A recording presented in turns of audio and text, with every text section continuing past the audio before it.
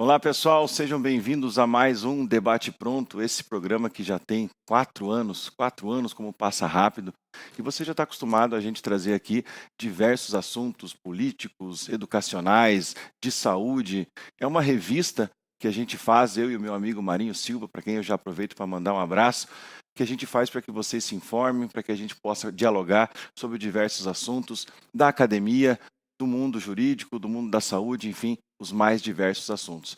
E antes da gente começar, eu quero convidar você para fazer algumas coisas. Compartilhe esse vídeo, segue a gente no YouTube, O Debate Pronto, segue a gente também no Instagram, @O Debate Pronto. Segue também o Fernando Schumacher Melo, que sou eu, e também o Marinho Silva, ponto oficial.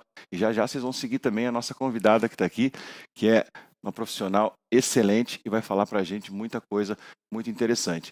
E para concluir, compartilhe esse vídeo, porque é uma maneira da gente levar a informação e hoje o tema é sensacional. Hoje o tema é a questão das telas, o uso da tecnologia pelas nossas crianças. Você que tem filho, você que é pai, você que é mãe, precisa se atentar com relação a isso.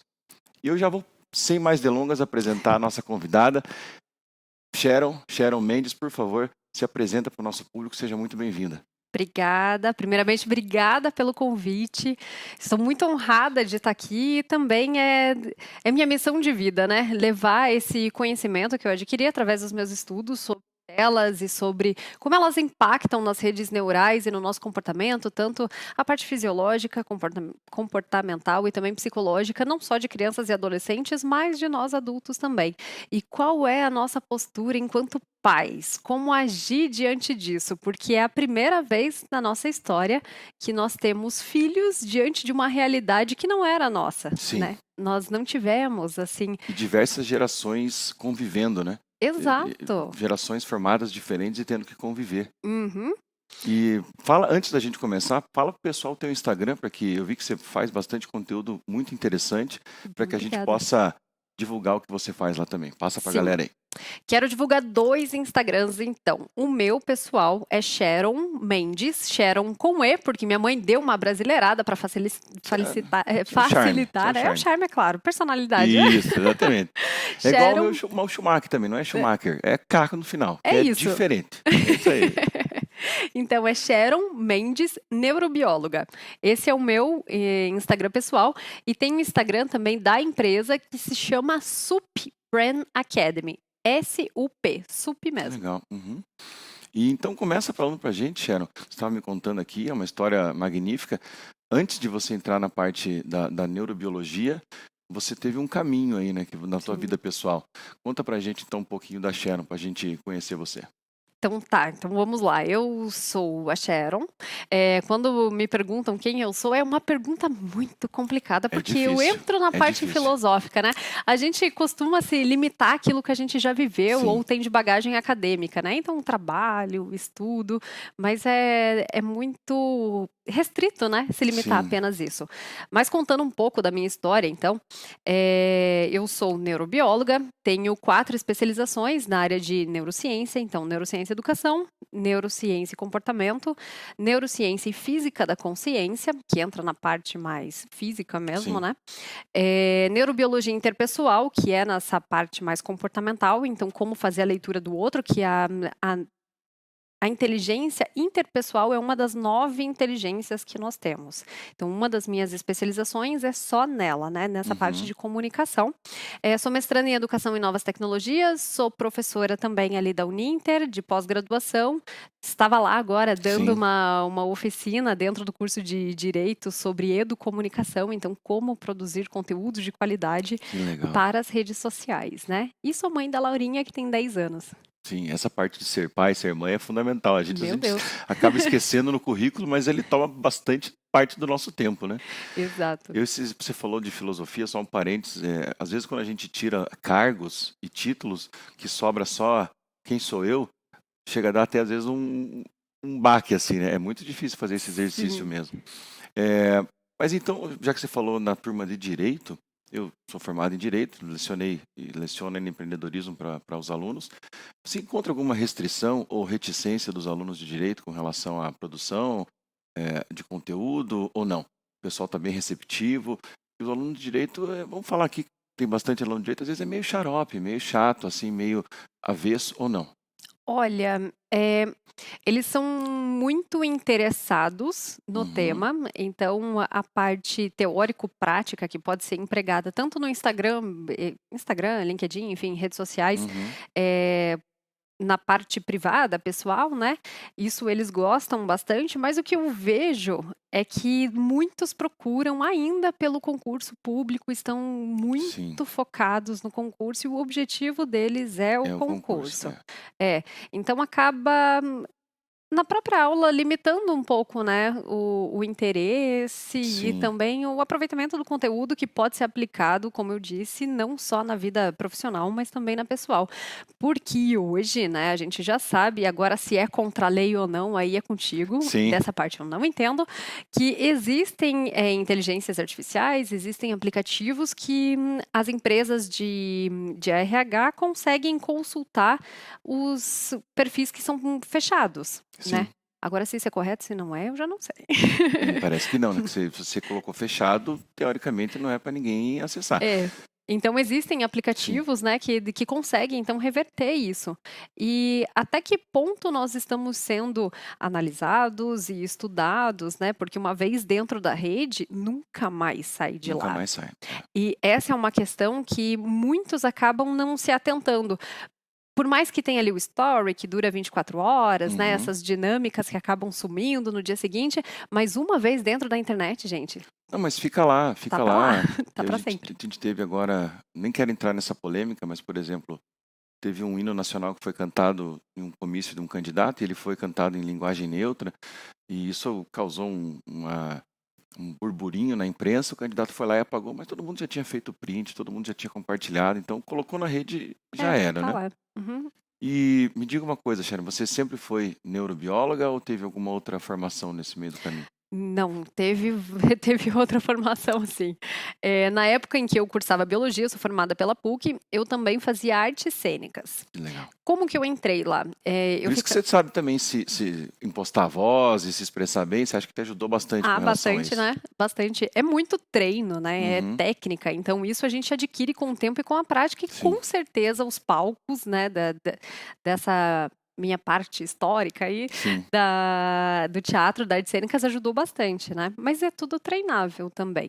Então para aquelas Sim, pessoas que são é mais possível. tímidas com Não, é certeza. muito possível, porque eu quero mandar um abraço também pro pessoal do nosso escritório lá, o ATJ Advogados, e aqui eu faço merchan mesmo, porque os caras são parceiros do nosso programa, e o nosso CEO lá do escritório, ele também tem um projeto de PNL, de deve ter a ver, Programação neurolinguística, aham. presumo que se tem alguma intersecção com o teu curso ou algo nesse sentido, porque ele visa melhorar a postura de todos nós advogados e dos demais funcionários do escritório nas audiências, na relação com o cliente, no contato. E isso melhora de fato a Muito. vida e até pessoal de todos os Sim. nossos colaboradores. Essa Uhum. questão de saber se comportar, saber se postar, falar com as mãos ou não falar com as mãos, isso é fundamental, né? A comunicação ela é muito difícil, né. A gente estava falando há pouco sobre Sim, isso, né. Nós prestamos muita atenção na comunicação verbal, então nas palavras. sim, Mas e aí? E dentro das redes? A gente perde a comunicação corporal, a gente perde comunicação química, os feromônios também sim, falam. Então é um universo ali de informações que estão chegando pra gente através dos 5 sentidos. 6, na verdade. uhum. Porque o sexto é a interospecção, que é a leitura de tudo isso que acontece dentro da nossa ínsula. Mas eu não vou entrar nisso agora, que é um pouquinho mais Eu já complexo. fiquei interessado. São 6 sentidos, então. Olha, se a gente for olhar pela perspectiva do Daniel Siegel, que é um pesquisador da área, são 9. Eh, Caraca, mas uma é uma leitura da outra. Então, os 5 uhum. sentidos, olfato, paladar, tato. Ó, já esqueci. Os 5 Audição? básicos. Isso, audição, Uhum. então os 5 básicos que a Sim, gente aprende na escola, né. Então tudo isso entra, através, né, dos nossos órgãos, dos sentidos, e eles passam por uma área do cérebro que se chama ínsula. A ínsula ela faz, junto com outras regiões, mas ela é a principal, ela faz a leitura desses 5 sentidos e também a sua leitura interna. entendi. estou aqui falando contigo, um pouquinho de nervosismo, o coração está acelerado. Quando alguém, advogados, né, já que falamos deles, Sim. então vai entrar numa audiência, a respiração já fica mais ofegante, já fica mais torácica, Cortisol então sobe. cortisol sobe, tudo, né, adrenalina sobe, e essa falta de controle através da voz, porque a respiração fica aqui em cima, como que a gente trata disso? Tudo isso está comunicando algo. A voz já fica também mais travadinha, ela não flui, né? Porque tudo está interferindo, é o seu corpo que está comunicando. Sim. Quando a gente trata de aplicativos de rede social, WhatsApp, por exemplo. Quem aqui nunca teve um problema com mensagem de WhatsApp? Mensagem de texto. Eu já tive. Muito. Mas de mandar e apagar, você diz, ou de ficar, meu Deus, será que o que eu escrevo? Tudo. Já tive Até todos. você pode mandar uma frase, um texto completo. Só que aquele texto, ele não vai ter a parte sonora, né? Você vai fazer a sua Com relação a... interpretação, Isso, já tive né? também. Uhum. Então, a sua interpretação, ela é subjetiva. Não tem a pessoa comunicando. Então, todos essas informações que compõem a comunicação, elas são perdidas. Por isso, uma trava gigantesca e uma dicotomia também de entendimento, né? Sim. Então, aqui a gente enfrenta vários desafios com relação à comunicação dentro das plataformas digitais. E aqui a gente não está falando daquelas pessoas que não sabem usar a vírgula, tá, pessoal? E aí é outra, é gramática o problema, é mais básico. Aqui é problema de interpretação. Sei lá, um casal que resolve discutir por WhatsApp. Não dá. Não Se dá. encontra, fala olho no olho. Exato. E com relação às telas, né, que é o nosso tema principal aqui, eu vou trazer um problema aqui, que é um problema que me afeta, não vou chamar de problema, um desafio que afeta todos nós pais, mães e às vezes avós que ficam com seus filhos. Ainda é uma realidade um pouco menor hoje, mas ainda ela existe. Uhum. Vamos pegar o meu exemplo e aí você pode partir daí. Uma pessoa que tem várias atribuições, trabalha bastante, e a mãe também. Tem um filho de 8 anos que fica na escola. Qual que é a medida do uso de telas? Qual que é a medida correta ou não tem nenhuma entre o ideal e o abuso? Como que a gente trafega nessa situação? Sim, essa é uma pergunta que vale ouro, né? E o governo federal agora, vi essa notícia ontem, ele vai lançar uma cartilha para o uso consciente de telas. Eu não tive acesso ainda a esse material e Legal. estou esperando ansiosamente por ele Sim. também. Então ele tá para ser lançado em outubro ou novembro, se eu não me engano. Temos uma luz no fim do túnel, Sim. né? Mas é interessante que quanto mais estudos tem nessa área, porque querendo ou não é uma área nova, né? Sim. Quando a gente trata de efeito a médio, longo prazo, a gente está falando aí de 10, 20, 30 anos, né? Então a geração que nasceu já com o celular ou com uma tela na mão, talvez não tenha chegado ainda aos seus 30 anos, né? Não Sim. chegou ainda aos seus 30 anos. Então é muito difícil a gente falar disso de uma maneira consistente sobre todos, né, os malefícios a longo prazo. Mas vários e vários estudos recentes e já muito bem consolidados mostram que quanto mais cedo, pior é. Saiu agora o livro que se chama Geração Ansiosa, do Jonathan Haidt. Uhum. Foi um livro assim, meu Deus, fez fila, né? O meu demorou para chegar porque eu tentei comprar na prévia, não chegou. Inclusive ele está aqui na minha mochila. Geração Ansiosa? Geração Ansiosa. Legal. A Geração Ansiosa. Uhum. Fica de dica e é o que a gente tem de mais atual no momento. Ali ele coloca que antes dos 16 anos. 16 Meu Deus. anos. A criança Porque ou é questão de adolescente. formação cerebral, até lá está Também. formando? Ou por que Também, seria? exato. Quando ele fala de 16 anos, é acesso à rede social. Rede social. Principalmente. Não, mas o celular, ele fala, se você quer dar um celular para o seu filho, dê um não funcional. Então, que ele não tenha acesso livre à internet, que sirva para você se comunicar com ele, fazendo Sim. ligação, e é isso, sabe? Entendi. Para que ele não tenha um acesso livre na internet e acesso à rede social muito menos. O mais tá? difícil disso que eu encontro é porque, por exemplo, meu filho, e aí pode ser que ele tem momentos que a gente tem que dizer não, mas ele quer se reunir com os amigos virtualmente para jogar, Sim. né? E não consigo muitas vezes dizer não, mas fica lá um período curto Uhum. e sai.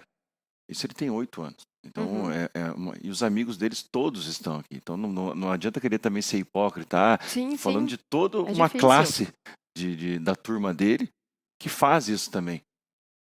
É muito difícil, ele pode até sofrer um tipo de bullying. Bullying, Ah, o sim. fulaninho não tem celular, fulaninho não tem internet. Cadê o personagem dele A do minha sofreu. Roblox? É, então.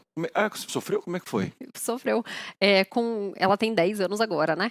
Com Uhum, 7 anos, todas as amigas tinham celular, menos ela. E ela me pedia muito, me pedia muito. Então, qual foi a estratégia que eu criei? Eu peguei um meu celular velho, uma bateria viciada, que durava 15 minutos. Dependendo do jogo onde ela entrava, durava menos. Foi o que eu entreguei para ela, sim, mas sem rede social nenhuma. Por quê? Hoje, pela lei, nós temos uma que é de proteção de dados, se chama Copa, com 2 P's. Ela proíbe crianças menores de 13 anos a terem acesso à rede social sim. e qualquer plataforma. YouTube é uma rede social, né? YouTube Kids é uma rede social que não foi projetada para criança. Isso, na audiência pública que Sim, nós fomos, que a deputada Márcia Ursulac, perdão, promoveu na Assembleia, você dizia isso também, né? Que exato. o Kids, na verdade, é um Kids só de nome, porque É ele só de não nome. foi projetado para criança, né? Ele não foi projetado, não foi estudado. Inclusive, no mundo, existem, até ontem, que foi onde eu pesquisei, 19 artigos que tratam sobre ele. Inclusive, eu vou começar um agora com a minha amiga, que também é uma parceira de Uhum, pesquisadora, a Gabriele Adam, falando sobre isso. Então, ele não foi legal. projetado. Ele foi projetado como uma plataforma digital igual todas as outras que são movidas a anúncios. Uhum, Então, quanto pior o vídeo, melhor para a plataforma, porque a criança vai passar o vídeo e vai assistir outro anúncio. sim. Então, para eles é maravilhoso. E vai recompensar aquele que produziu o vídeo, né? Exato. E é Então, me perdoa a palavra, que é uma porcaria atrás da outra. sim, O que a gente tem que fazer, lógico, que aí eu tenho mecanismos de bloqueio no celular, não acessa nada, não compra nada, a não ser que a gente autorize. Tudo está vinculado ao meu e-mail. Acho que isso é o mínimo que a gente pode fazer, já que vai dar o celular, né? Então tem esse controle, porque a exposição é muito grande. E uhum, como a gente falava fora do ar, uma vez que você coloca na internet, você não tem mais controle para aquilo. exato, exato. E Sabe os Deus onde é que perigos está são indo a imagem gigantes. da sua filha, do Uhum. meu filho? E por que que o Jonathan Haidt ele fala dos 16 anos, né? Então, no processo de maturação cerebral da criança e do adolescente, existem momentos chaves que nós passamos por uma reconfiguração fisiológica do cérebro que se chama poda neural. Tá? Então, ela acontece mais ou menos ali entre os 2, 3 anos, entre os 6, 7 e na pré-adolescência também, que costumava ser de 12 a 14, mas agora a gente está vendo já novos estudos que estão fazendo com que esse processo, não que os estudos estejam fazendo, mas que o impacto das telas está fazendo, e também alimentação, enfim, estilo de vida, está fazendo com que essa poda neural aconteça antes, por volta dos 10, 12 anos, tá? Uhum. E aqui a gente encontra diversos problemas, mas diversos mesmo. E eles são bem pesados. E é muito importante que a população tenha acesso a esse tipo de conteúdo, então Sim. parabéns Não, a por gente tem que trazer essa falar, pauta. tem que falar. Até para as crianças e os pais entenderem a dinâmica em casa para não acontecer depois, né? Esse Sim. bullying, porque um pode, o outro não pode ter acesso, né? Então vamos voltar à fisiologia. O que que é essa poda neural? Imagine que o seu cérebro é uma bolinha de argila. Uhum. Então a criança, quando ela é pequena, essa argila, já brincou com argila? Já, Então ela é molinha, né? Você sim, molha ela ali, ela fica molinha, você consegue moldar ela de uma sim. maneira fácil. Conforme você vai deixando os dias passarem e essa argila fica quietinha, ela vai enrijecendo, né? Ela vai se consolidando. É, Fica seca ali, não dá nem para brincar mais. isso, fica durinha ali. Graças à neuroplasticidade, a gente sabe que o nosso cérebro tem um potencial de ficar molinho e ser moldado quase que para sempre. Tem alguns cientistas que defendem até os 72 anos, mas outros que falam que pode ir além, né? Então a gente Ah, ainda não sabe exatamente. Mas a parte boa, vamos ficar com ela, é que conseguimos moldar o nosso cérebro através da neuroplasticidade que é ativada através de vários mecanismos. Então, a alimentação ajuda, sono. Gente, o sono é que a gente não tem essa cultura mesmo aqui, né? Mas o uhum. sono é extremamente importante. Dormir bonitinho De qualidade. Sem intervenção, sem tela, porque ela vai estar estimulando ali toda a parte visual que vai confundir o seu cérebro. Ele não vai saber se é dia, se é noite. Então, vai atrapalhar, sim, a qualidade do sono. E hoje as crianças têm o celular, têm a telinha, têm o tablet no quarto. Uhum. Isso é um absurdo gigantesco. E aqui vai afetar a cognição, o controle atencional, a aprendizagem, o autocontrole, gerenciar os seus sentimentos, e ela vai estar perdendo também, por conta do tempo excessivo que ela fica dentro da tela, não só a qualidade do sono, mas a possibilidade de interagir no mundo real, que é construir relações de verdade.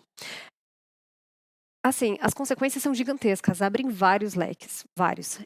Quando a gente trata de relação interpessoal, hoje tem estudos da Common Sense Media que já apontam ali que crianças latinas passam em média 7 horas e 36 minutos conectadas. Gente, é o tempo dela acordada fora da escola. Uhum.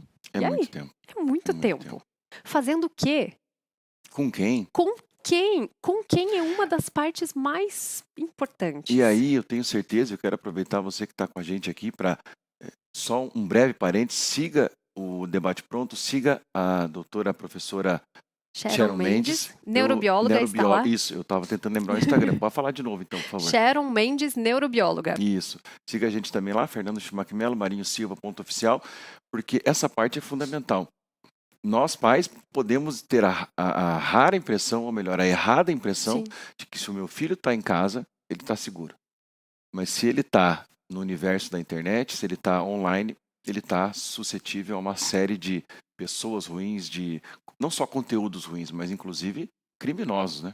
Exato. Então, hoje a gente se depara com uma montanha de problemas. Não existe uma escala linear. Quando a gente fala de excesso de uso de telas, normalmente cai no senso comum de, é a postura. Sim. Então, fica com a má postura, fica com a cabeça baixa, o olho seco. Mas isso é importante, mas é o de menos, né? Sim, é nesse muito cenário, importante. Nesse cenário. Isso é muito importante e pode ter, né, consequências aí que são irreversíveis, né, quando a gente trata, né, dos problemas oculares. Mas, além deles, existem outros problemas psicológicos e sociais, como, por exemplo, a pedofilia. A gente tem essa falsa sensação de que está em casa, está dentro do quarto, está seguro. Mas quem está falando com eles? Esse foi um dos motivos de eu começar a estudar sobre isso, né? Então, um dia em casa, fazendo uma festa do pijama com a minha filha, uma das meninas recebeu uma mensagem, ela pediu para ver, das amiguinhas da minha filha, e eu deixei, porque elas chegam lá em casa e deixam o celular na bancada para poder brincar, senão fica todo mundo em volta, eu falo que é zumbi, fica em volta do telefone. Sim. E ela ficou super constrangida, super. E eu ali tentei, né, entender, conversar com ela não quis me falar, eu distraí as outras crianças e chamei ela para conversar. Quando ela me mostrou, faziam 3 meses que ela recebia conteúdo pornográfico. Pesado. Não era qualquer coisa. Não era qualquer coisa mesmo. Só que o que acontece com a vítima? Qualquer vítima, tá, gente? Ela se sente culpada. Então ela sabia que aquele conteúdo não era para ela. E ela tinha medo da mãe brigar com ela. Então ela apagava e não contava. A mãe dela é uma pessoa extremamente zelosa que olha o celular dela toda noite. Só que aquela olhada... Gente, a gente tem que dar conta da nossa rotina de trabalho, da casa, de estudo, da vida. Então, falar que monitora de modo 100% efetivo, né? Sem erros... Não monitora. É complicado. É bem complicado. Se a gente não consegue dar conta de todos os WhatsApps e e-mails que chegam na nossa caixa, imagine dar conta do nosso e dos nossos filhos. É um pouco arriscado. Sim. Então, o máximo de cuidado precisa ter. Então, essa mãe, ela olhava, assim, o celular todos os dias. Só que naquela olhada, né, passada de olho básica, não dava para ver que aquela pessoa se passava por uma criança. Mas ao analisar as perguntas, porque ele só respondia em cima da resposta dela. Então foi um personagem construído em cima das respostas que a criança dava. Aquela pessoa já sabia onde ela estudava, já sabia onde ela morava, já sabia quem morava com ela, já sabia o nome dos melhores amigos. Tinha todos os acessos. Sabia tudo. Olha o perigo. E aqui a gente... Qual foi a diretiva vocês tomaram, que a mãe tomou, foi a delegacia? Isso, fez BO, bloqueou um Uhum, número, mas aí isso vai para uma área específica, né? sim. Que, É no que CIVER, né? trata. A delegacia de cybercrimes, né? Mas o impacto já estava feito, né? O Estava impacto feito, negativo estava feito. estava feito. E aí, como é que lida com essa criança? Como é que explica? Tudo isso eu abordo também, né? Eu dou Sim, mentorias também de suporte para essas famílias para conseguirem lidar com esse tipo de informação, porque hoje a carga de conteúdo inapropriado, tanto violência quanto sexual, ela sim, é uma enxurrada assim, ó, dentro da internet. E pode ter filtro. O meu computador tem filtro, o meu celular tem filtro, aparece. aparece. Gente, esses dias eu estava procurando desenho, porque eu imprimo, né, desenhos para minha filha, colorir, e eu coloquei ursinho puff comendo mel. Ali, porque ela gosta do ursinho, tá lá. A primeira foto era do ursinho. O restante, bizarro. De verdade, assim, conteúdo explícito. E eu tenho filtro. Sim. E o que mais a gente encontra ali? E o que mais as crianças encontram sem querer? Porque se ela não tem uma relação próxima com os pais de segurança e liberdade, ela não vai perguntar. Ela não vai contar. Uhum. Ela vai se esconder, Vai vai se se esconder, retrair ou vai se vai sentir procurar outra pessoa. culpada ou vai procurar outra Exatamente. pessoa, e essa outra pessoa pode ser o Google. O que o Google vai ensinar para ela? O que o YouTube vai ensinar? Quem são os influencers que estão ao redor dessas Sim. crianças? E o pior é que se ela começar a questionar para o Google ou tentar entender esse conteúdo, o algoritmo vai jogar mais e mais desse conteúdo para ela. Então é uma armadilha meio sem fim mesmo. A gente Sim. não tem como correr. Aham. Tá, eu só queria perguntar duas coisas para a gente também voltar ao tema da Sim. formação cerebral. Quais seriam então os riscos que a criança está exposta, além dessa da segurança, na formação, riscos físicos que podem acarretar do excesso de tela, além da exposição da internet? E já na sequência, que a mentora, Sharon Mendes, então Aham. passasse para nós todos pais. Eu não consegui fazer até aqui, Sharon. Está com 8 anos, está com 10 anos e foi livre a tela, me perdi no caminho. É possível retomar esse controle agora? Com certeza, e quanto antes, melhor, né? Vamos aproveitar a plasticidade do nosso cérebro, que funciona melhor, né, nas idades mais novinhas, Sim, né? Com relação à fisiologia cerebral, então, é a sua primeira pergunta, né? uhum, Hoje, a minha linha de estudo vai muito para esta área com relação às células da glia, que foi o que eu comentei rapidamente aquele dia sim, na assembleia. Então vamos lá. Quando a gente fatia um cérebro, ou vê a imagem dele, tem a parte cinza mais escura, que é como se fosse uma bordinha, uhum, e aquela parte mais branquinha. Aquela parte mais branquinha são as células da glia, que são os suportes dos neurônios. Então, elas servem para 1 milhão de coisas, entre elas alimentar, proteger, fazer com que as sinapses ocorram de maneira mais rápida. Então, ela ajuda na transição sináptica. A gente não sabe exatamente o porquê, mas o excesso de estímulo visual vindo das telas interativas, elas estão prejudicando essas células da glia, elas estão morrendo. E elas fazem uma camada em volta do neurônio ali, né? uhum. Então, elas dão suporte, dão alimentação, ajudam nas sinapses, isso né, de um modo geral. Isso não é, até então, até onde eu sei, reconstruído. Ou se Hum, é de uma maneira muito difícil. Aqui entra alimentação, estilo de vida, né, uma vida equilibrada, sono e tudo mais. O que acontece? Sem essas células da glia, os neurônios estão morrendo. Eles estão morrendo de fome. Gente, a gente está deixando nosso cérebro morrer de fome. Como assim? Por excesso de estímulo, né? É um é como se eu absurdo. tivesse levando ele ao estresse contínuo, né? Exato, exato. Então, com isso, há uma redução. Hoje a gente já sabe que nós, né, temos aí a primeira geração com QI inferior à geração antecedente, Sim, e é a primeira vez que isso acontece na história, né? E muito tem se ligado, não vou falar que a culpa é das telas exclusivamente, mas há uma ok. relação, né? Há uma relação, então precisa prestar atenção nisso. E o que acontece então? É, essas células, elas vão dar suporte a todo o córtex frontal aqui, que é responsável pela tomada de decisão e pela função executiva. A função executiva é como se fosse o gerente master da empresa que está coordenando todas as áreas. Ali a gente fala de aprendizagem, de foco atencional, de controle, de autocontrole, de aprendizagem, já falei, de memória e também de tomada de decisão, análise de risco. Sim. Então, se eu comer um chocolate todos os dias depois do almoço, o que que vai acontecer com isso daqui a 10 anos, 5 anos, enfim. Posso engordar, posso desenvolver uma diabetes pela quantidade de chocolate que eu como. Se eu for conversar contigo agora, eu vou conversar como? De uma maneira mais ríspida, mais tranquila, mas eu não tenho controle mesmo e eu falo desse jeito. Meu, é uma montanha de catástrofes que podem acontecer pela falta de autocontrole. Sim. Quem que nunca tomou aqui uma decisão e se arrependeu depois, porque estava com raiva? Sim. Né? Várias pessoas. O silêncio falou por todos nós, né, meus amigos? Inclusive começa comigo aqui. E aí o celular, a criança também ela é estimulada muitas vezes, e eu já como professor escutei isso, vamos incluir o celular na vida cotidiana da criança para coisas boas. Vamos incluir o celular, já que ela tem o celular mesmo, quase como se uma batalha perdida. Não tem como tirar isso daqui da vida delas. Vamos incluir esses aparelhos, esses smartphones, para colocar elas para aprender. Na Assembleia na Legislativa aquele dia, tive uma doutora que eu não me recordo o nome dela agora, e ela é terminantemente contra. Sim, Né? Ela a doutora Lucy, né? Doutora Lucy. Totalmente contra.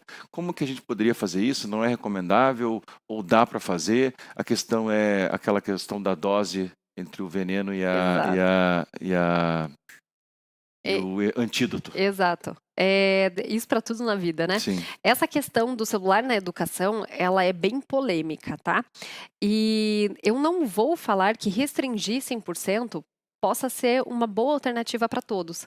Cada caso é um caso. Sim. Então, hoje nós temos aplicativos que eles são essenciais na vida de vários alunos, por exemplo, de autistas, que usam ali de uma determinada ferramenta assistiva que consegue fazer com que ele se comunique melhor. Então, é interessante estudar caso a caso.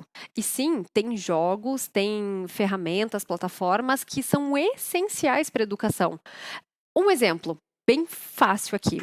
Está acontecendo aqui no Shopping Estação uma exposição do Tutankhamon. Uhum. E ela é inteira tecnológica, imersiva. Então tem ali o óculos 3D, tem o metaverso.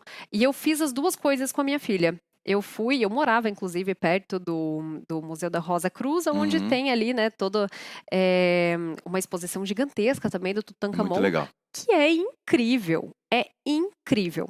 Então, como você mesmo disse, entre o antídoto e o veneno é a quantidade, né? Sim. Então, eu fui com a minha filha nessa exposição do Tutankhamon dentro do Museu da Rosa Cruz.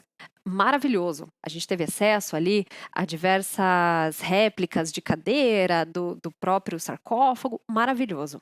A gente foi nessa outra imersiva, incrível.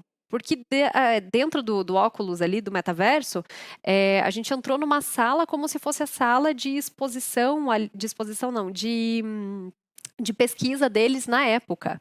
Então, você se sente dentro da área de pesquisa.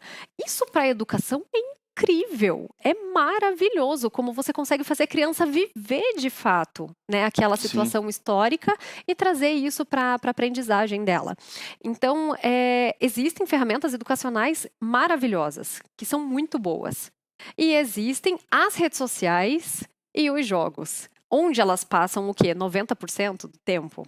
Sim. Então, dentro desse estudo da Common Sense Media, 7,36 minutos, 7 horas e 36 minutos dentro de redes sociais, sendo 10 minutos para leitura. 20 minutos de estudo. Então, meia hora de estudo e o resto é o quê? É rede social e jogo? É entretenimento? O problema está aqui, não está na educação. O problema está fora dela, né? Na intencionalidade da ferramenta. E qual é o tempo que essa criança poderia estar se desenvolvendo para as outras inteligências? Esporte é essencial para diversas áreas, né? Tanto para relacionamento quanto desenvolver ali a parte motora, física. Tem que ter a criança tem que ter contato com outras crianças, com outras pessoas no mundo real, interagir, aprender a se frustrar, ganhar, perder, cair, levantar. Isso é fundamental.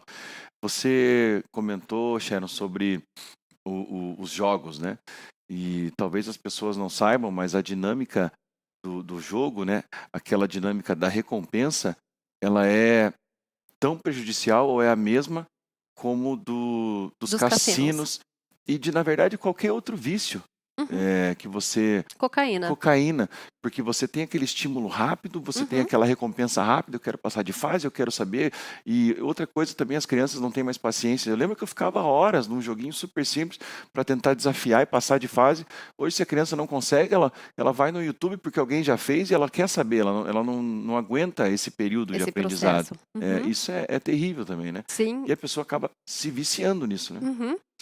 Um outro livro muito interessante que trata exatamente disso é do Adam Alter. Ele trabalha, então, com programação de jogos e ele explica como esse mecanismo do cassino é usado dentro dos jogos. O nome do livro é Irresistível.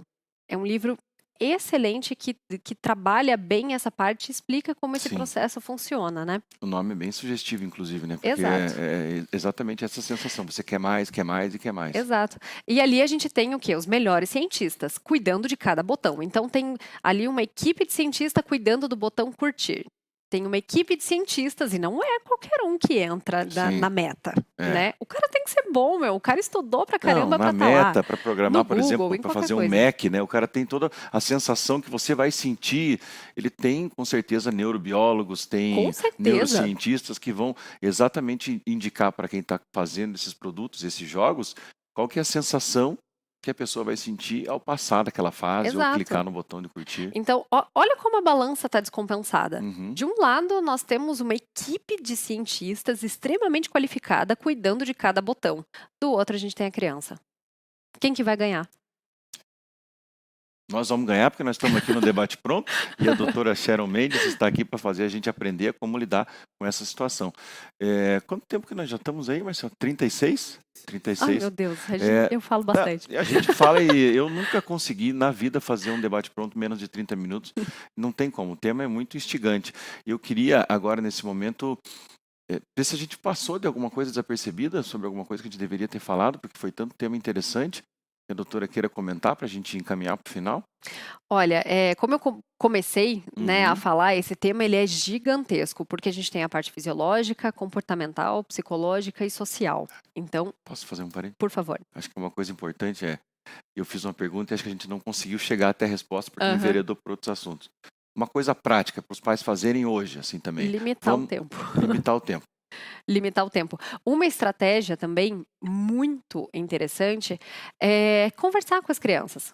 Sim. Gente, elas não são burras. Elas muitas vezes entendem muito mais do que a gente. Então, falar para ela, olha, a sua vida está sendo prejudicada aqui, a nossa, enquanto família, está sendo prejudicada aqui, então vamos fazer esse trabalho em conjunto. Porque a família é uma unidade. Uhum. Nós, enquanto pais, precisamos ter tempo de qualidade com os nossos filhos. Não adianta você tirar o celular da criança e ficar aqui, por mais que esteja trabalhando. Assim, faça a lição. Não dá. Leia o livro e você está com o celular na mão. Gente, 15 minutos. Separa. É possível. É possível 15 minutos ficar com a família. Deixa um tempo ali, ó. Desperta, coloca o celular para despertar ali 15 minutos essa janela, para vocês terem, que seja uma refeição, qualquer coisa, sentar em volta da mesa e perguntar como foi o seu dia, olhando no olho Sim. da pessoa que está à sua frente, seja o seu filho, sua esposa, seu marido, enfim.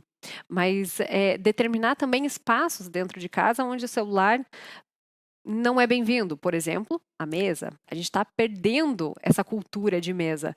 Hoje, cada um pede seu iFood e vai para o seu quarto, com a sua tela, comer a sua refeição. E eu já vi, acho que as pessoas também já viram, no próprio restaurante, as pessoas se reuniram para, sei lá, jantar juntas, Sim. mas elas não estão ali. Estão ali Não esperando tão a ali. comida. E é duro, porque hoje também você vai nos restaurantes, é tudo no QR Code. Aí você se força a pegar no celular no QR Code. Aí, o menu, às vezes não custa, né? Fazer um menu ali, porque eu acho se muito você chato entra isso. no celular, já era. Já era. É o portal de Nárnia, é o guarda-roupa de Nárnia ali, ó. Na vida jurídica, a gente tem alguns códigos que a gente tem que inserir quando está protocolando uma petição, e esse código é um autenticador no celular. E eu já me vi protocolando uma petição, pede autenticador. Aí uma notificação. 10 minutos ali, meu Deus, o protocolo é muito difícil. Tem que proibir mesmo. Tá aí uma dica interessante para você que tem restaurante. O cardápio físico é muito mais legal. Físico, exatamente. E acaba, né, inibindo um pouquinho assim esse comportamento, né? Sim. Sharon, eu queria agradecer imensamente a tua Obrigada a presença você. aqui. Antes da gente encerrar, passa de novo teu Instagram e se algum pai, mãe quiser o seu contato para dar essa mentoria, que eu acho que muita gente vai se interessar. Eu Sim. particularmente já me interessei, sei que muita gente vai se interessar por esse conteúdo. Por favor, vamos lá.